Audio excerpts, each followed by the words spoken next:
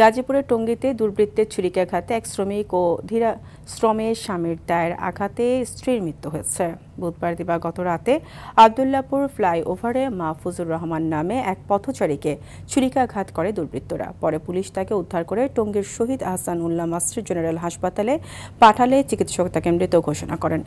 এদিকে ধীরাশ্রমে পারিবারিক কলহের জেরে স্ত্রী সালমা খাতুনকে দা দিয়ে কুপিয়ে হত্যা করার অভিযোগ পাওয়া গেছে স্বামী মোস্তফা কামালের বিরুদ্ধে। অভিযুক্ত স্বামীকে আটক করে পুলিশে দেয় এলাকাবাসী। অপরদিকে চট্টগ্রামে ফাতেমা নামে এক গৃহবধূকে গলা কেটে হত্যার অভিযোগ স্বামীর বিরুদ্ধে। বুধবার রাতে বায়াজিদ থানার পাহাড়িকা আবাসিক এলাকায় এ ঘটনা ঘটে। ঘটনার পর স্থানীয়রা নিহত গৃহবধূর স্বামীকে একটি বাড়িতে আটকে রাখলে জানালার গ্রিল কেটে পালিয়ে যায় ঘাতক স্বামী।